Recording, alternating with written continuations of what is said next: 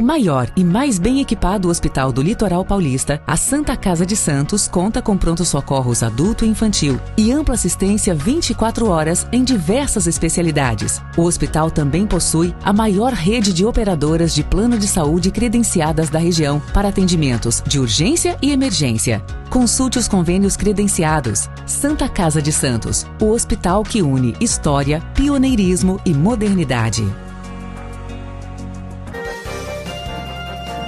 Começa agora Jornal em Foque. Apoio Santa Casa de Santos, cada dia mais completa. Olá, amigos internautas do Boc News, telespectadores da TV Com e amigos ouvintes da Rádio Santos FM. Começa agora uma nova edição do Jornal em Foque. E nesta quinta-feira, 13 de junho, nós estamos recebendo com muito prazer aqui nos estúdios da Boc News TV o vereador à Câmara Municipal de Santos e ex-secretário de Portos e de Emprego, Bruno Orlandi, do PSD. Vereador, é um prazer recebê-lo aqui no Jornal em Foque. Bom dia, Chico, bom dia a todos, de Maria, todos que nos acompanham. Uma satisfação enorme retornar a essa casa aqui no Jornal em Foque, no Boc News. Uma alegria poder falar um pouquinho da nossa cidade, informações relevantes. Hoje temos um dia cheio aqui na cidade. Presença do governador. Exatamente, Santos vira a capital do estado, né? Do estado. Então, muito bem, isso é uma legislação que está sendo cumprida, porque ficou muito tempo sem ser cumprida. É verdade, eu me recordo. Isso em razão da importância de José Bonifácio de Andrade Silva. Teremos a presença, portanto, do governador Tarcísio Gomes de Freitas aqui em Santos. E quem sabe o governador traga anúncios importantes, não apenas do ponto de vista administrativo, mas sobretudo do ponto de vista político. Estamos há pouco tempo das eleições, tá certo? E temos aí um quadro muito interessante, um cenário muito interessante que o Bruno, evidentemente, vai comentar daqui a pouco. Antes eu queria chamar o Fernando de Maria, que está lá na redação do Boc News e de lá faz a sua saudação inicial. Fernando, muito obrigado pela presença. Exatamente, Chico. O governador Tarcísio de Freitas estará em Praia Grande, em Santos e também em Bertioga, uma agenda extensa, e pegando, obviamente, a questão dos 261 anos do aniversário de José Bonifácio, comemorados hoje. Até porque é uma lei estadual de autoria da então deputada, hoje vereadora, Thelma de Souza, né? Então vale aí a vinda do governador. Durante muito tempo, alguns governadores simplesmente ignoraram essa lei estadual. Pelo menos o atual governador vai cumprir aí. Isso já aconteceu também no ano passado. Mas você pode mandar perguntas para o nosso convidado pelo Facebook, facebook.com/jornalbocnews, nosso canal no YouTube, youtube.com/bocnewstv. Também pode nos acompanhar pelas demais redes sociais. Lembrando, reprise, 3 horas da tarde na TV Com Santos, canal 8 Vivo, canal 11 Net Claro e 45 da VIPway e nas demais plataformas de streaming. E 5 horas da tarde na Rádio Santos FM, 92,5. Mais uma opção para você acompanhar o Jornal em Foque. Muito obrigado, Fernando de Maria, que volta daqui a pouco, vereador. Eu queria começar esse bate-papo, essa entrevista, vereador, falando um pouco a respeito da sua antiga função. O senhor foi secretário de Portos, de Assuntos Portuários e do Emprego, né, aqui em Santos. Deixou o cargo em razão da legislação eleitoral, que exige, como se sabe, um prazo de 6 meses de desincompatibilização de quem exerce um cargo executivo para poder disputar o legislativo. Vale lembrar que o vereador Bruno Orlandi elegeu-se vereador, depois saiu do cargo a convite do prefeito Rogério Santos para exercer essa função de secretário de Portos e retornou agora ao Legislativo em razão, como já disse, da legislação eleitoral. Mas, de qualquer maneira, o cargo que o senhor ocupou é um cargo muito importante, esse de secretário de Portos, e nós temos um tema que eu acho que traz muita preocupação. A questão do túnel Santos-Guarujá, mas principalmente, vereador, dos impactos dessa obra na malha urbana de Santos, especialmente nos bairros do Macuco, do Estuário. Há o risco de desapropriações de residências, de estabelecimentos comerciais, de instituições, inclusive, embora o prefeito Rogério Santos esteja empenhado ele fala muito nisso, em desapropriação zero, mudando, inclusive, mesmo que tenha que mudar o projeto original, que o projeto que está sendo pensado é o da DERSA, antiga DERSA, que implica em desapropriações. Muito bem, eu imagino que o senhor, à frente da Secretaria, deva ter estudado bastante essa questão e os impactos, principalmente para moradores do Macuco e do Estuário, secretário. O que é que pode ser feito? O projeto pode ser mudado, o prefeito tem razão ao lutar por desapropriação zero, enfim, porque é um tema que preocupa muito os moradores ali do Macuco e do Estuário. Com certeza, Chico. O prefeito faz muito bem em lutar por desapropriação zero. É uma luta nossa também na Câmara de Vereadores para que a gente não tenha nenhum tipo de desapropriação. Sim. E foi sob a orientação dele que a gente batalhou muito na autoridade portuária, fazendo parte da comissão do túnel Santos-Guarujá, para que não houvesse nenhum tipo de desapropriação. No caminhar desse desenrolar dos fatos, o que aconteceu, é importante a gente esclarecer para todo mundo isso. O governo do Estado de São Paulo e o governo federal se juntaram para a execução do túnel. E algumas partes deste procedimento já haviam sido feitas no passado. Dentre elas, o licenciamento ambiental da parte submersa. Então, o que Artesp, ANTAC e os membros que fazem parte hoje dessa comissão que estão levando à frente o edital entenderam? Vamos fazer o edital com base no trajeto que existia anteriormente. Esse projeto da antiga Dersa. Da antiga Dersa, mas falando especificamente da parte submersa. Tá. Então, a parte submersa, batido o martelo, está tudo certo. Vamos tentar reaproveitar as licenças ambientais, que estão vencidas, mas são mais fáceis de ser renovadas. Sim. Por já terem caminhado. E, no que tange as desembocaduras, existe a possibilidade da manutenção do projeto anterior, que é o que a gente não quer, do novo projeto que foi feito ano passado pela própria autoridade portuária, com participação da Prefeitura de Santos e da Prefeitura do Guarujá. Que seria o ideal. Que seria o ideal, onde não há desapropriação. Aqui no município de Santos, Guarujá não tinha antes. Então, a gente tem um avanço significativo, é essa desembocadura que a gente aprova, é essa que a gente apoia, e, eventualmente, a empresa que ganhar também pode fazer algum tipo de contribuição e entender, olha, tenho esse projeto, desde que prefeituras e autoridade portuária e governo do estado concordem. Então, existem essas três possibilidades que tudo caminha para ser colocado no edital até o final de ano. Agora, esse projeto que o senhor fez referência da autoridade portuária parece que é o mais indicado, pelo menos. Exato, na minha visão também. Que não implicaria em desapropriações. E do ponto de vista da circulação de veículos, o que passa também, uma das dificuldades seria o VLT. Exato. Também está previsto o VLT passando no túnel. Nas duas possibilidades, o VLT tem a previsão de transitar por dentro do túnel. Tá? A CET acompanhou esse novo projeto também, o entendimento deles é que a mobilidade urbana estaria satisfeita, colocaram isso claramente, mas obviamente, Chico, fiz a minha lição de casa. No último dia 21 de maio, na Câmara Municipal, tive a possibilidade de instalar uma SEV do túnel Santos-Guarujá. Ótimo. Então, eu presido agora essa SEV, a gente tem essa possibilidade. É uma comissão especial de vereadores. Exatamente, para que a gente possa acompanhar o desenrolar dos fatos. Importante que no âmbito do Estado se faça, importante que no âmbito federal tenha, mas também no município, porque os impactos são sentidos aqui. Então, hoje, a gente tem uma comissão especial de vereadores que vai se debruçar, vai chamar audiências públicas, discutir com a população e com todos os atores envolvidos, autoridades públicas, partícipes, para que a gente possa acompanhar todos os passos disso, com o objetivo de não ter desapropriação no município e de entregar esse tão sonhado túnel Santos-Guarujá. Na sua visão e avaliação, vereador, qual seria a dificuldade para a implantação desse projeto da autoridade portuária? Eu acho que hoje não há dificuldade. Dependeria do aval do governo do estado, do governo federal? Eu acho que a relação está muito boa. Eles juntaram os técnicos da ANTAC e da Artesp, né, as agências reguladoras de transporte e de aquaviário, federal e estadual, para que os técnicos pudessem se debruçar sobre os projetos. Tá. Então, hoje, eu acredito que com base nesses estudos, com o que já foi apresentado, a hora que se colocar no edital, quem for construir vai entender a necessidade disso. Tá. E a força política que a gente tem colocado bastante em cima disso é muito importante, mas não pode prejudicar os moradores da cidade. E a gente não está falando... estabelecimentos comerciais, instituições que tem ali, tem igrejas, tem palácios maçônicos. Exato. Eu ia falar exatamente isso. Não é só a residência. Nós temos ali muitas instituições e comércios que também não podem ser penalizados. Claro, sem dúvida nenhuma. Fernando e Maria, eu gostaria de ouvir. O Fernando é um conhecedor desse tema, ele como um grande repórter que é, vai ao local, conversa com os moradores, conversa com os comerciantes, enfim, é um defensor desse projeto que não implique em desapropriações e conhece bastante o tema. Fernando de Maria, gostaria de ouvi-lo, por favor.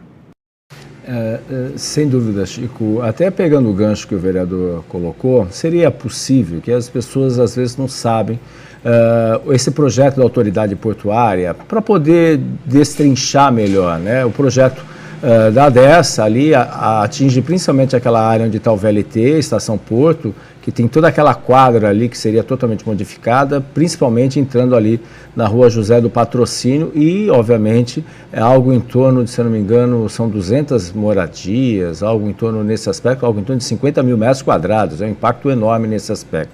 Então, qual é o contraponto aí da proposta da autoridade portuária? Lembrando que já teve até uma outra proposta que começaria ali da gestão anterior, ali na própria Avenida Portuária.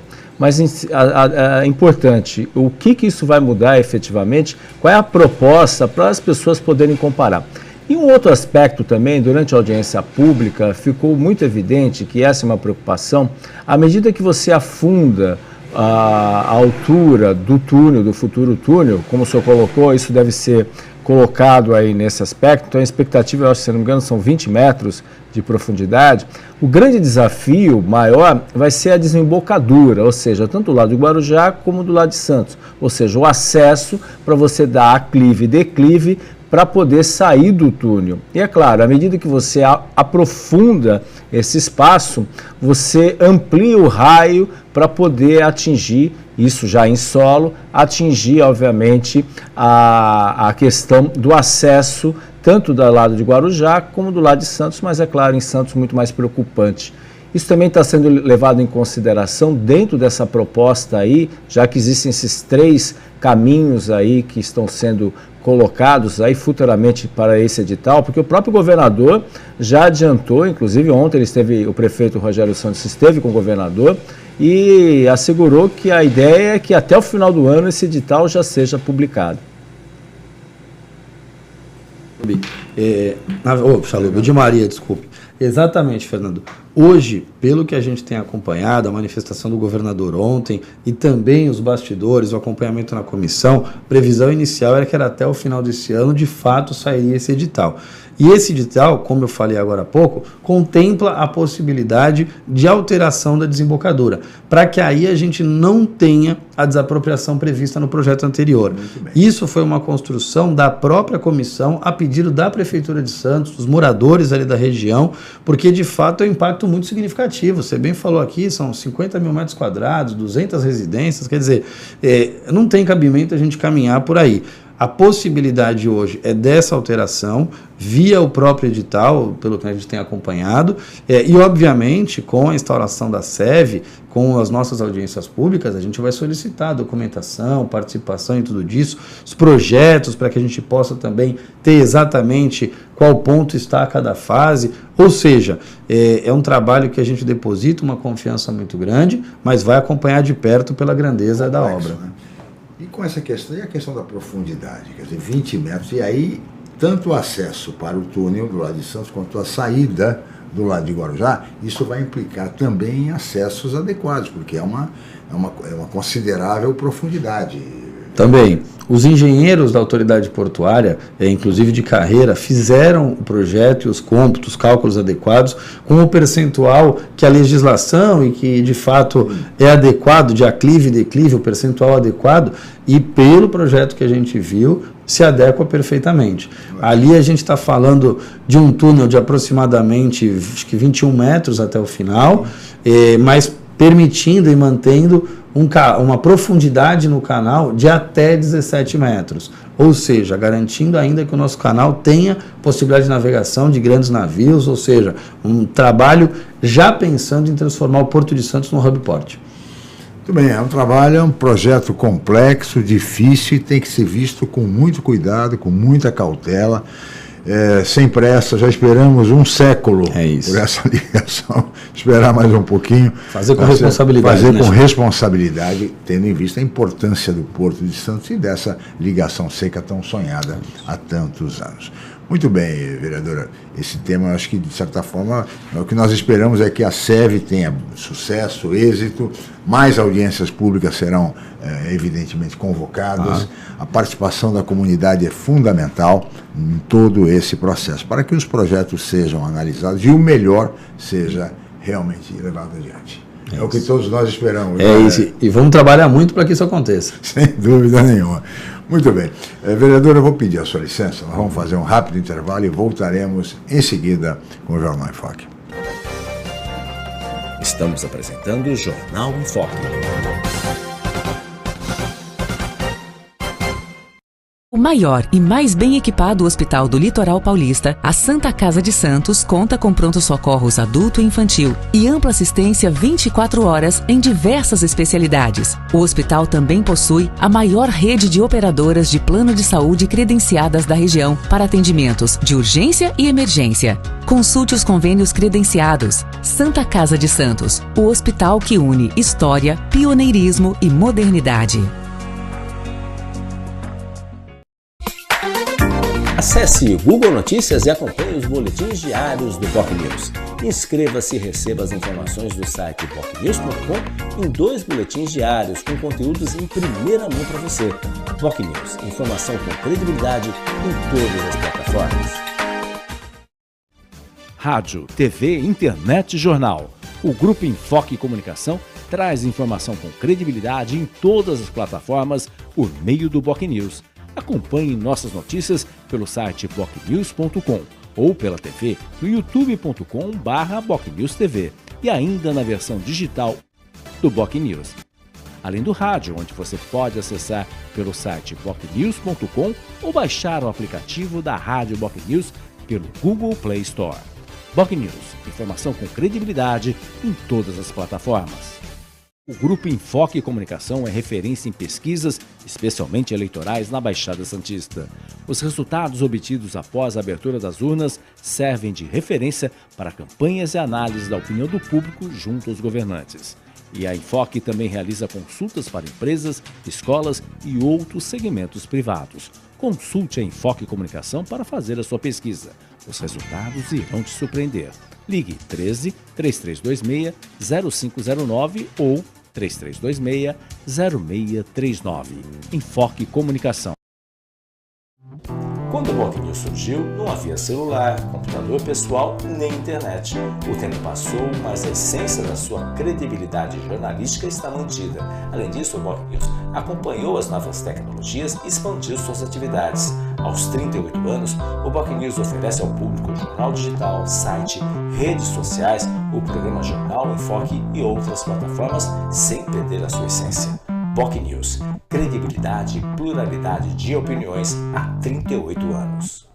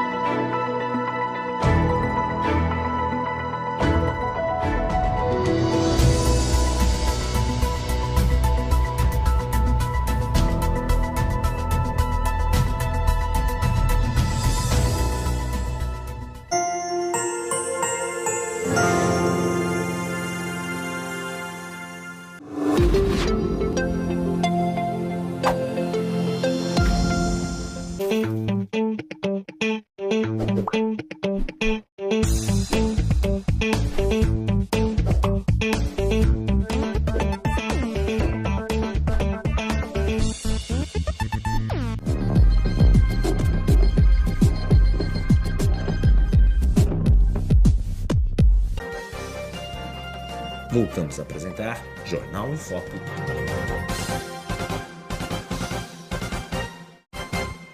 Muito bem, estamos de volta com o Jornal em Foque desta quinta-feira, 13 de junho. E hoje recebendo com muito prazer aqui nos estúdios da BocNews TV o vereador à Câmara Municipal de Santos, Bruno Orlandi, do PSD, e que foi secretário de Portos e do Emprego da Prefeitura de Santos até o mês de abril, quando teve que se desincompatibilizar da função para poder voltar ao Legislativo e se apresentar agora como pré-candidato à vereança, à reeleição pelo Partido Social Democrático. Queria falar agora um pouquinho de política, mas antes eu vou chamar o Celso Vernizzi, que vai nos trazer a previsão do tempo para Santos e região, porque no mundo político, no cenário político, há muitas trovoadas, há um clima assim de tensão, temperatura... né? E dizem que a política é como nuvem, né? Como nuvem, já dizia, há muita confusão em torno de quem dizia isso, mas era o ex-governador de Minas Gerais, Magalhães Pinto, que dizia política é como nuvem. Mas enfim, vamos lá chamar o Celso Vernizzi, meu caro, para a previsão do tempo. E agora, Celso Vernizzi. O aumento do tempo. Olá, tempo de sol e calor, também baixa umidade relativa do ar, estado de atenção na maioria do interior, na maior parte das cidades a sensação fica aí de secura, quase de deserto, porque vai baixar a umidade mais uma vez e a temperatura sobe mais, 34 a 36 graus no norte, noroeste e oeste, nos extremos do estado.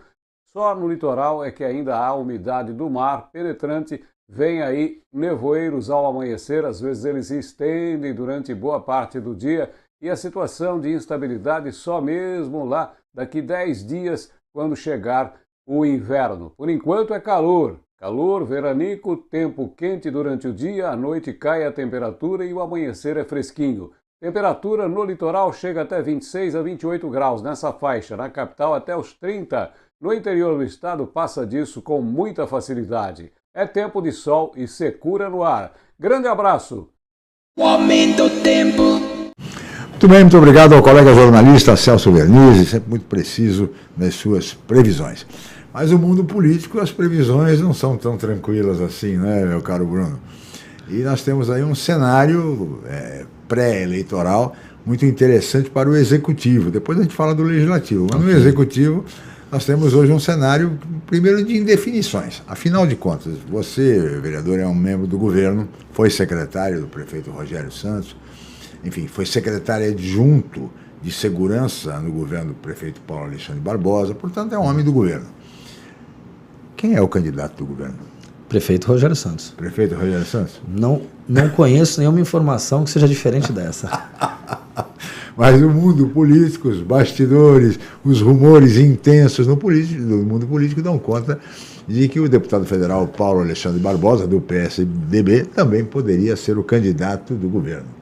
Esse comentário fortíssimo. Eu acho que é inevitável. Ele não negou ainda, nem confirmou muito pelo contrário, o deputado Paulo Alexandre. Ele virá aqui nos próximos dias, vamos ver se aqui ele revela afinal. O prefeito Rogério Santos, por sua vez, diga-se, só para ilustrar bem, ele já falou N vezes aqui, foi perguntado sobre isso, que é candidato à reeleição. É isso. Chico, eu acho que é natural. O Paulo fez um trabalho pela cidade muito bacana, o que obviamente fez o seu sucessor, depois o qualificou para ser deputado federal em termos políticos. O Paulo vem de uma caminhada com uma grande aceitação. Claro. Isso, naturalmente, faz com que a população relembre o trabalho, o nome dele seja sempre lembrado. Então, é natural que isso aconteça. Mas o prefeito Rogério Santos está em seu primeiro mandato, é o candidato do seu partido à reeleição. Não vejo muito sentido o Rogério não ser o candidato hoje à reeleição. A conversa que eu escuto, pelo menos os bastidores, dão conta que o Rogério vem firme para a reeleição. Obviamente, todas as composições políticas que ainda devem acontecer ao longo dessa caminhada, mas me parece que é o nome dele que vem como candidato de fato. E as convenções, daqui a um mês teremos as convenções, mas que vão definir, oficializar, melhor dizendo, as candidaturas. Aí todos são candidatos e não mais pré-candidatos. Mas nesse cenário eleitoral do Executivo, há um aspecto que é sempre lembrado e precisa ser analisado e que gostaria da sua opinião, vereador. Que é o seguinte, temos a candidatura provável da deputada federal Rosa Navalli, pelo PL, embora ela não tenha ainda oficializado nem mesmo a sua pré-candidatura, mas tudo indica que ela será candidata, é evidente. E temos também a pré-candidatura da vereadora Thelma de Souza pelo PT e uma frente de esquerda que ela lidera e que vai caminhar com a vereadora Thelma de Souza. E ela disse aqui mesmo no programa que uma das razões pelas quais ela seria candidata à prefeitura seria para impedir que o bolsonarismo assumisse a prefeitura de Santos. Isso significa que, na hipótese de um segundo turno, entre o prefeito Rogério Santos, ou seja, lá quem for o candidato do governo, e a deputada federal Rosana Vale, desde que ela oficialize a sua candidatura,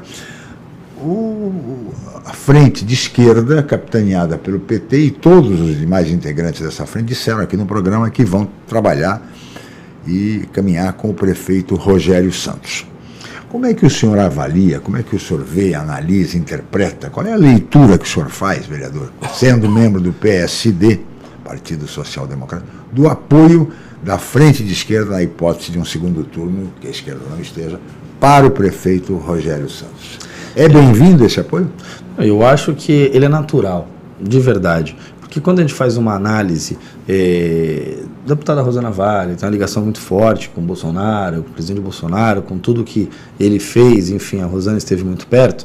Quando a gente fala do PT, existe de fato uma polarização, existe um outro lado. Então, em qualquer cenário onde haja um candidato do PL, o PT vai se contrapor e todos os membros da esquerda, não tenho dúvida nenhuma. Então, esse tipo de circunstância não tem como ser diferente. Agora, é uma eleição dura, a gente vence, todos os nomes confirmaram, nós teremos candidatos muito fortes. A Thelma foi uma ex-prefeita, a deputada Rosana Vale faz um belo trabalho em Brasília, o prefeito Rogério Santos fez muito trabalho aqui na cidade, e ainda temos, por exemplo, o Renato de Jesus. Temos duas outras candidaturas menores, o próprio Fernando Pinheiro, enfim. Sim, candidatos. É um professor universitário, no caso do Renato, uma ligação com o Morro também, é um nome querido. Então, hoje, quando a gente faz essa análise, a gente sabe que não há eleição fácil nesse ano. Não há não, sem dúvida nenhuma. Agora, tem que acompanhar muito de perto. Quer dizer que esse apoio da esquerda é bem-vindo?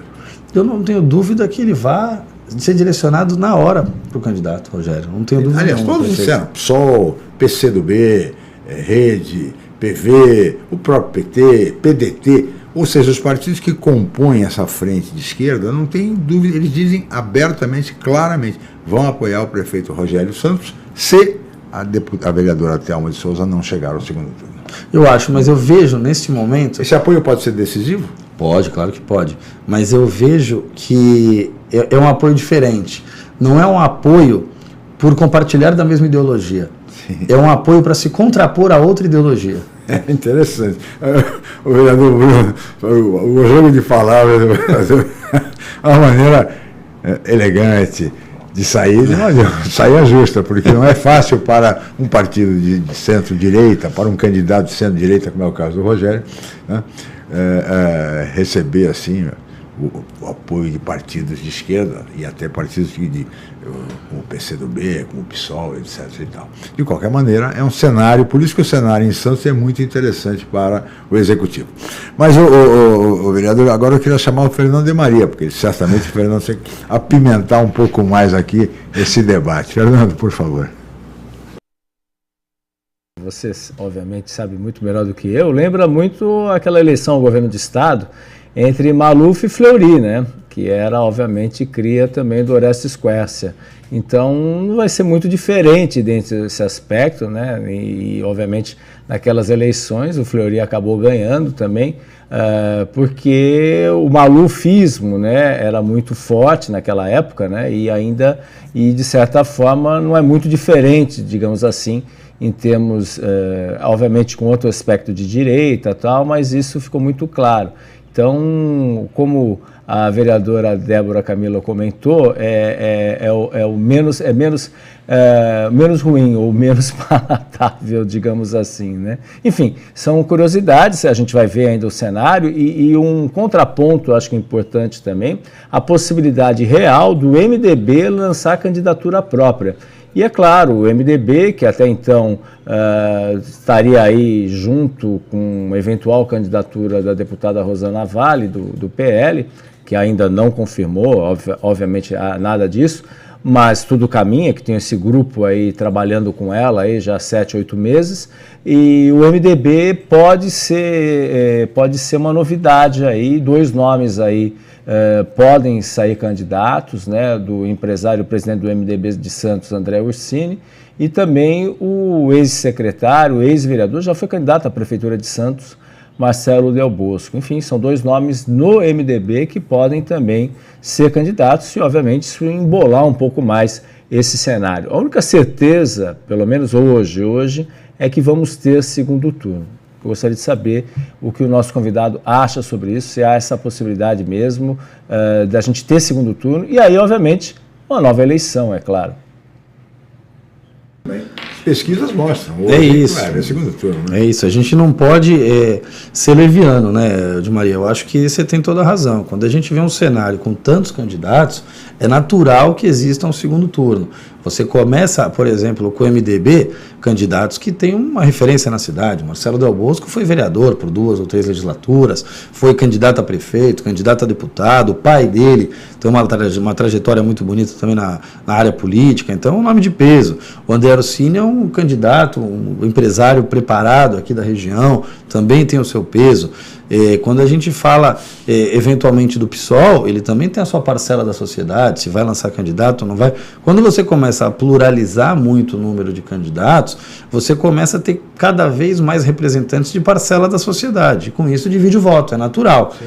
Só que, obviamente, quando isso acontece, a gente tem uma outra eleição no segundo turno, entre os 2 mais votados, como a determina a legislação, e aí começa-se uma nova fase, uma nova eleição, e uma nova eleição curta, né? Porque me parece que é 21 dias, não é isso, de campanha? Há 20 anos não se tem segundo turno em Santos. É verdade. O último segundo turno se deu em 2004. Primeira eleição do Papa. Prefeito Papa e a então deputada federal Thelma de Souza. E com uma diferença pequeníssima. 1.700 votos, 1.771. É isso. Eu tenho até um amigo que fala que a diferença era a placa do carro dele.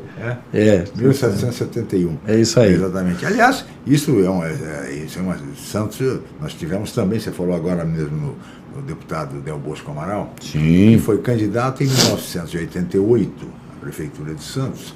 E foi a eleição vencida pela vereadora Thelma de Souza. Sim. E que ganhou por uma diferença de 900 votos. E que se dava eleição garantida a ele, né? Sim. E aí, no finalzinho, ali na reta final, ela virou. Essa eleição teve também, foi o terceiro colocado, bem votado, aliás, então, à época, prefeito Paulo Gomes Barbosa, pai do Paulo Alexandre, que também foi, mas não havia segundo turno. Se houvesse segundo turno, o resultado talvez fosse outro. É verdade. Né? E a eleição era feita, não era o voto eletrônico, era no papel. Foram 5 dias e 5 noites de apuração. Nossa, eu vou dizer uma coisa, Chico. Eu não sei se você acompanhou isso. Eu era muito criança, mas eu lembro da votação no papel. Mas eu, quando comecei a votar, candidatar, enfim, já era eletrônico. Eu fico imaginando o desespero de quem é candidato num período como esse. E acompanhando os fiscais de cada candidatura, olhando cada urna. Olha, o negócio é uma loucura. E 5 dias. 5 dias e 5 noites. Na última eleição, teve um atraso. O resultado saiu de madrugada. Uhum. Todo mundo já ficou ali aguardando. A Thaís aqui, a cara dela, madrugada, comitê. Porque você está acostumado com uma nova geração que 1 hora, 2 horas você tem um resultado, mesmo para o legislativo. Então, 5 dias. Nossa Senhora. Imagina você, a tensão, ainda mais numa eleição disputadíssima como aquela. Voto a voto. 900 votos, quer dizer, o que é nada perto do eleitorado de Santos. Imagina, isso é um prédio. Mas só para lembrar, o Fernando fez a referência à eleição para governador entre Maluf e Fleury, no segundo turno. Eu lembro que o PSDB, na época, o Fleury era candidato do MDB. Né, do PMDB. Né? PMDB, histórico. E o PSDB em Santos e em todo o estado teve uma iniciativa muito interessante que o PSDB não queria o Maluf de jeito nenhum. Mas também tinha restrições ao Fleury. Então o PSDB, de forma criativa, criou um comitê na cidade de Santos aqui. Maluf nunca mais. Era o comitê, não falava do Fleury, Maluf nunca mais. Entendi. Então, a comparação deu seu recado. A comparação feita pelo Fernando foi muito feliz com relação a essa lembrança. Muito bem, vereadora, eu vou pedir a sua licença mais uma vez. Nós vamos para mais um rápido intervalo e no próximo bloco vamos falar sobre a eleição legislativa, que é a que interessa diretamente ao vereador Bruno Orlandi. Voltamos já. Estamos apresentando o Jornal em Foque.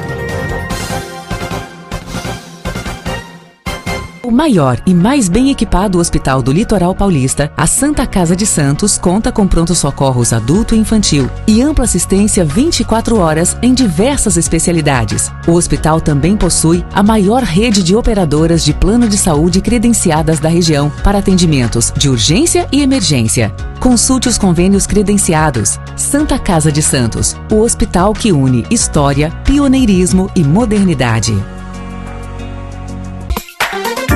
Acesse Google Notícias e acompanhe os boletins diários do BocNews. Inscreva-se e receba as informações do site bocnews.com em 2 boletins diários com conteúdos em primeira mão para você. BocNews, informação com credibilidade em todas as plataformas. Rádio, TV, internet e jornal. O Grupo Enfoque Comunicação traz informação com credibilidade em todas as plataformas por meio do BocNews. Acompanhe nossas notícias pelo site bocnews.com ou pela TV no youtube.com/BocNewsTV e ainda na versão digital do BocNews. Além do rádio, onde você pode acessar pelo site bocnews.com ou baixar o aplicativo da Rádio BocNews pelo Google Play Store. BocNews, informação com credibilidade em todas as plataformas. O Grupo Enfoque Comunicação é referência em pesquisas, especialmente eleitorais, na Baixada Santista. Os resultados obtidos após a abertura das urnas servem de referência para campanhas e análises da opinião do público junto aos governantes. E a Enfoque também realiza consultas para empresas, escolas e outros segmentos privados. Consulte a Enfoque Comunicação para fazer a sua pesquisa. Os resultados irão te surpreender. Ligue 13 3326 0509 ou 3326 0639. Enfoque Comunicação. Quando o BocNews surgiu, não havia celular, computador pessoal nem internet.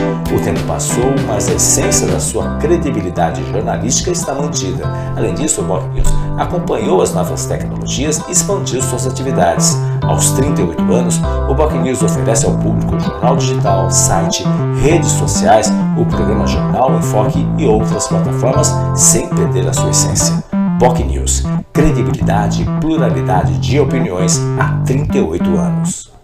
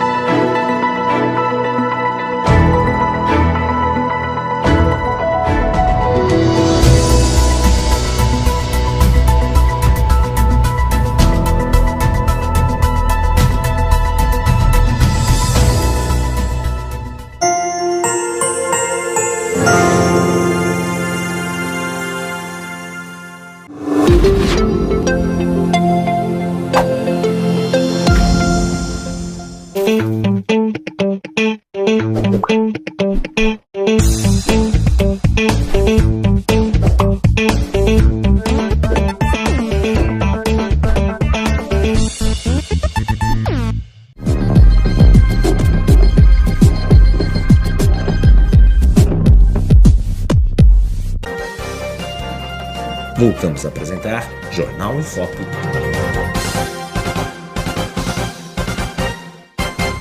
Muito bem, estamos de volta com o Jornal Enfoque desta quinta-feira, 13 de junho, e hoje recebendo com muito prazer aqui nos estúdios da BocNews TV o vereador à Câmara Municipal de Santos, Bruno Orlandi, do PSD, Partido Social Democrático, ele que foi secretário de Portos e do Emprego em Santos até abril deste ano.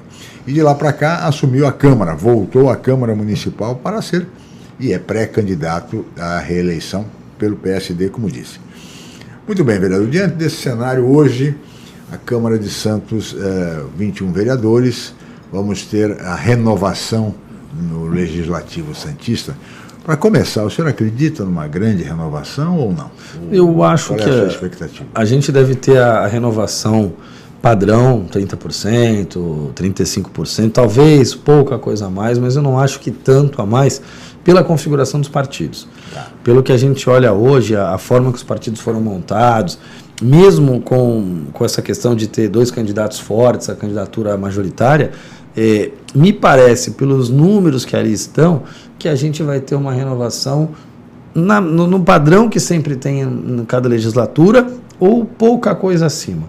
Não acho que tanto mais. 3 dos atuais vereadores não serão candidatos à reeleição. Exato. Roberto, Thelma... Jesus, Thelma e Rui de Rossi. E o Rui de Rossi. Esses 3 aqui... Pelo menos 3 isso vai renovar. Exatamente. Renovam, apesar de ter o filho que é candidato, mas é uma renovação de fato. Dentro do PL, a gente tem 2 candidatos que são vereadores. Se você pegar o PP, nós temos 2 candidatos que são vereadores. Se você pegar o Podemos, 2 candidatos que são vereadores. O PSD, que é o meu partido, tem um candidato que é vereador, exatamente, um pré-candidato. Se a gente pegar o PSB, tem um candidato que é vereador e um que cumpriu praticamente um mandato, na licença era suplente, mas ficou dentro do mandato. O União Brasil tem 3 candidatos vereadores. O PSDB tem 2. O PSDB tem 2. Então, hoje, quando a gente faz essa leitura, o PSOL tem uma, o PT tem um, que a Thelma não vem, mas tem um. Então, dentro desse contexto, o próprio Republicanos tem um também. A gente acredita que exista a renovação, obviamente, mas por conta deste cenário dos partidos políticos, eu acho que a coisa como está não vai favorecer tanto aquela renovação que às vezes a gente acaba olhando, olha, 40%, 50%, eu acredito que fique na casa de 30%, 35%. 35%. A renovação não deixa de ser uma renovação. É importante, é um terço da casa. De qualquer maneira, agora, tem um aspecto aí que eu queria a sua opinião, Bruno, que são ex-vereadores que contribuíram muito para o Legislativo Santista, voltando a disputar a eleição, inclusive ex-presidentes da casa. Sim. Por exemplo, o caso do vereador Jama, o caso do vereador Constantino, são vereadores que presidiram a casa de muitos mandatos. O mesmo vale para o vereador Banha, do seu partido, aliás, que está voltando a disputar a eleição, entre outros nomes, como Murilo Barleta, enfim, outros nomes. Fabiano da Farmácia. E a dúvida se o Boquinha é candidato ou não, Boquinha também vereador Dionísio Aguiar. Ou seja, qual é a sua avaliação sobre isso? Esses ex-vereadores, o papel desses ex-vereadores no processo eleitoral, considerando-se que todos sempre foram muito bem votados. Exato. E, obviamente, eles trazem consigo a experiência, não só do mandato, quanto da campanha, da eleição. Sim. Então, são vereadores que têm uma história e que, obviamente, vão pontuar na urna. A gente não sabe dizer hoje se são vereadores que vêm com a força que tiveram no passado, 3, 4 mil votos, mas com absoluta convicção são nomes que não serão mal votados. A gente pega Marcelo Del Bosco, o próprio Banha, que tem uma trajetória. São vereadores que têm uma caminhada pela cidade, não são nomes a serem subestimados. Sim, sem dúvida. E eu acho que isso vai tornar a eleição para o Legislativo Santista uma das mais difíceis de toda a história do Legislativo. Eu acho. Vereador. Nós temos uma divisão em campanha majoritária que traz os seus reflexos para o Legislativo.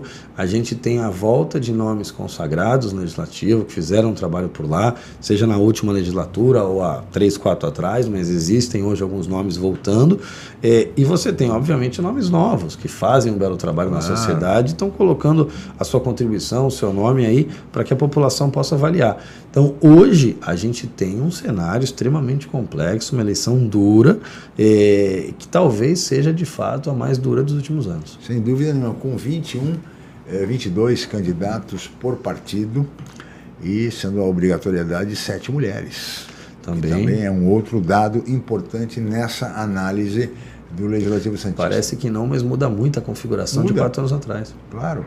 E, portanto, vamos ter uma eleição, olha, difícil, todo mundo diz no meio político que é mais fácil se reeleger do que se eleger. É verdade. Mas temos nomes aí novos e muito fortes. É verdade. E vamos ter uma eleição, por isso eu digo sem medo de errar, vai ser a eleição mais difícil da história de Santos, sem dúvida, esta eleição para a Câmara Municipal. Fernando de Maria, gostaria de ouvi-lo, Fernando. O Fábio mandando um abraço para o nosso convidado, o Bruno, o Carlos Alberto Cid também mandando um abraço, o Aldo faz a pergunta se reeleito o senhor vai abandonar novamente a Câmara e voltar à Secretaria, o Aldo Neto, sempre polêmico. E aí eu também gostaria de aproveitar, Chico, pelo menos 2 questões aí. Primeiro, o vereador esteve no evento sobre inovação teve até a presença do secretário de Estado aqui em Santos nessa semana, e eu gostaria que ele fizesse uma análise aí também de como a inovação, o senhor que foi secretário de Empregos, como a inovação pode efetivamente trazer cada vez mais empregos e transformar Santos numa referência nesse sentido. Uma outra questão, eu gostaria que o senhor falasse também da situação, triste situação, inclusive temos fotos aí também, do Acácio de Paula Souza, que foi invadido, está numa situação lamentável, pertence à Câmara, né? É uma situação lamentável, água para todo lado, um foco de dengue, inclusive, roubaram os portões, enfim, está um verdadeiro caos. Isso já foi citado, inclusive, na sessão da Câmara, inclusive, por seus colegas. Gostaria que o senhor falasse aí, e até o presidente da Câmara falou que é o momento de devolver esse prédio para a Prefeitura. Enfim, o que fazer com o Acácio, vereador? O primeiro deles, em relação à inovação, Fernando, quando a gente fala aqui no Porto de Santos, que é a maior vocação da cidade, gera o maior número de empregos, traz o maior número de renda aqui ao município, seja ela ao particular ou tributos ao município, o Porto de Santos carece cada vez mais de inovação. Por que eu digo isso? Todos os portos do mundo que são desenvolvidos, que estão nos melhores rankings, melhores colocados, eles trazem consigo muita tecnologia.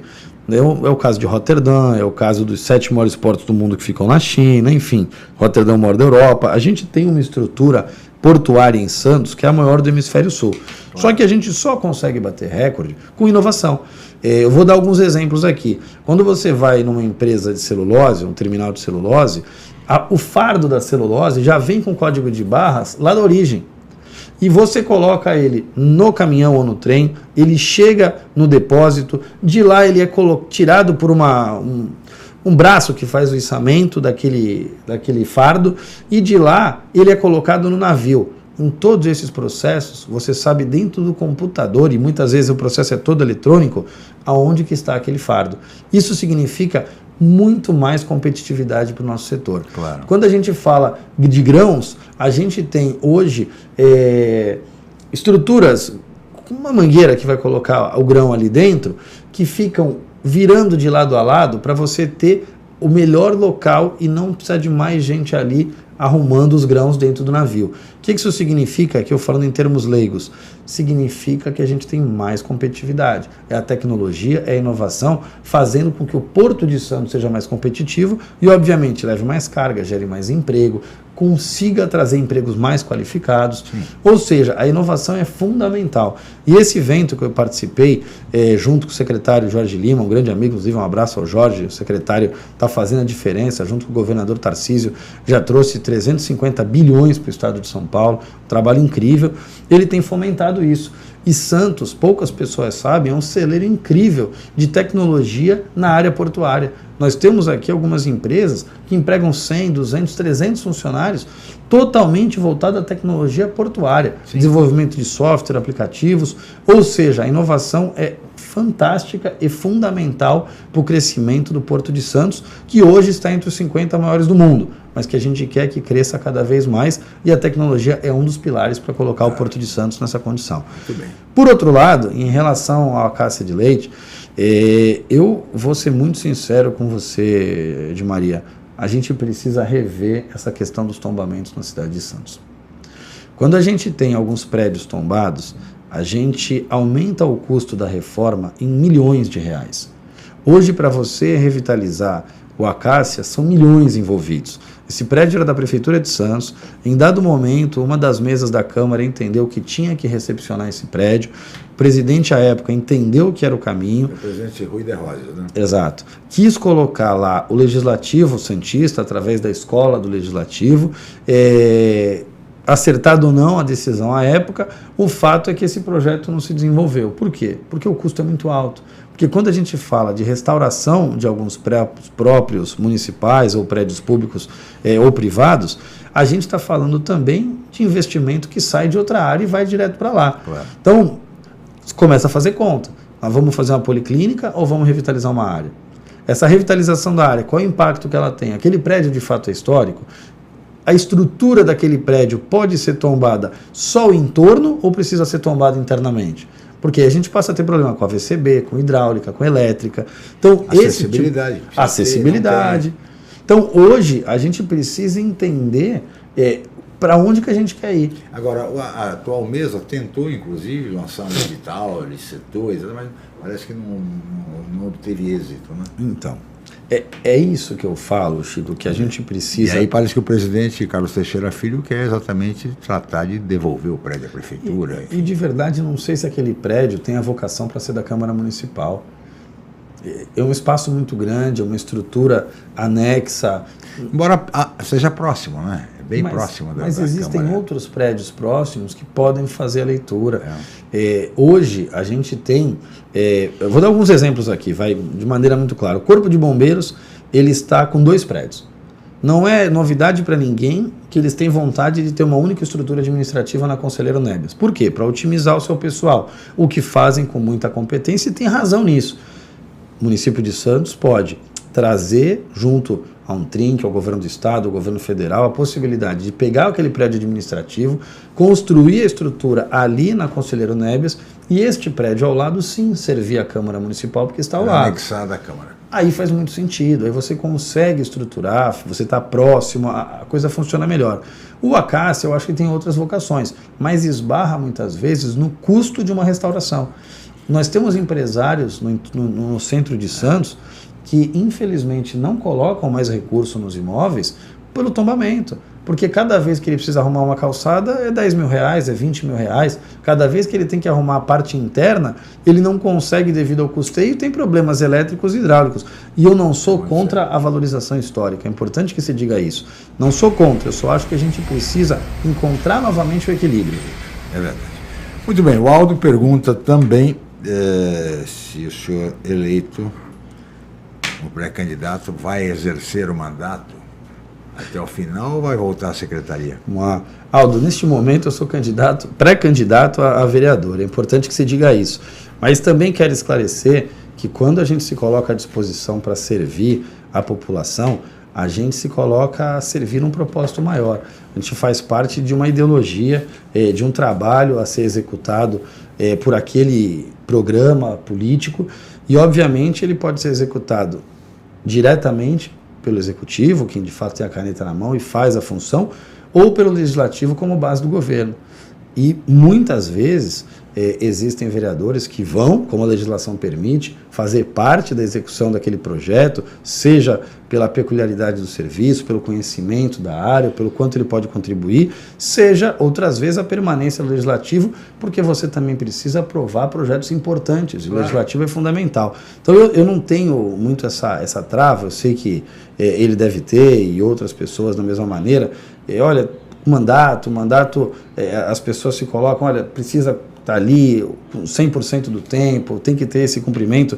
Eu entendo a polêmica por trás disso, mas de verdade, eu acho que o servir vai além disso. Servir vai de acordo com o seu propósito, daquilo que você acredita, da política pública que você pode implementar, e isso você faz no Legislativo, no Executivo, aonde você tenha mais familiaridade e aonde de fato precisem de você para executar um serviço.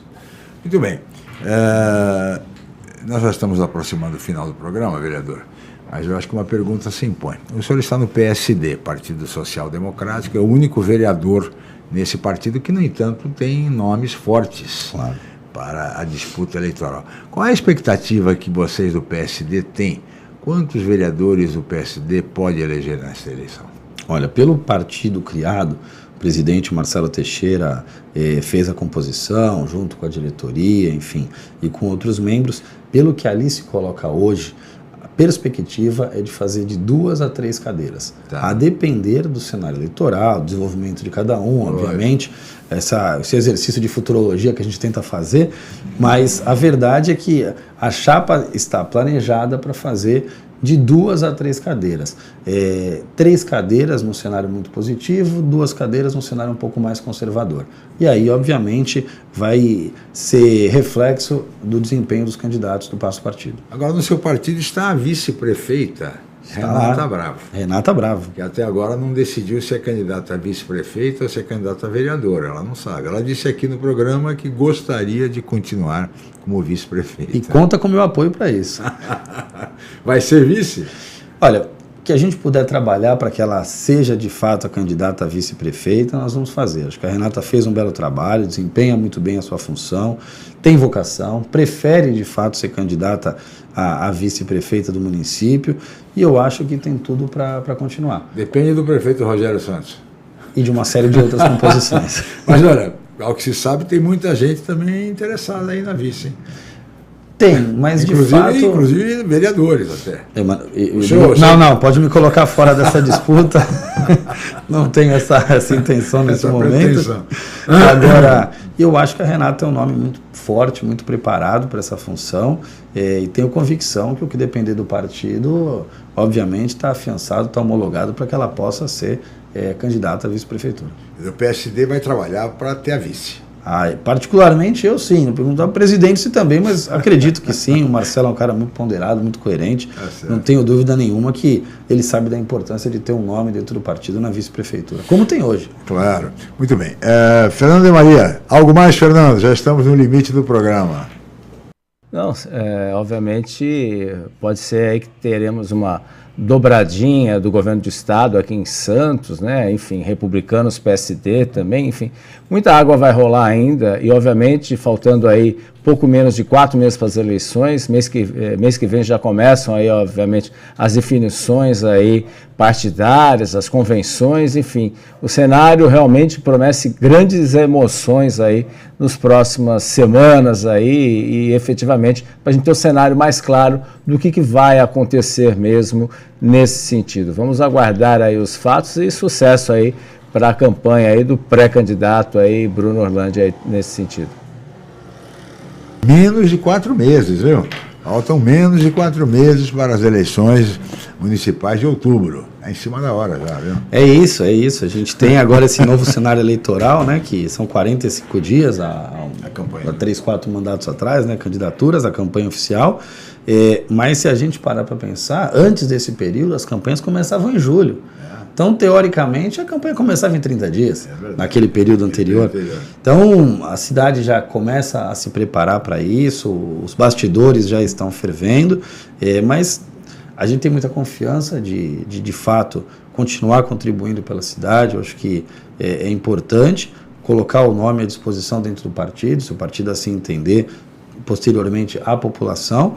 E agradecer ao Di Maria pelas palavras, pelo sucesso. A gente está com o nosso objetivo sempre de somar e de contribuir. Muito bem, é importante que esta campanha seja uma campanha, como nós sempre falamos aqui, seja uma campanha propositiva. É isso. Nós vivemos, infelizmente, um clima ainda de intolerância, de intransigência, muita agressividade, e é o que nós não queremos nessa campanha. Que essa campanha seja pautada por ser algo propositivo, com propostas para resolver ou propor soluções para os problemas do município. É isso que todos nós esperamos, dos vereadores e também, claro, dos candidatos à prefeitura.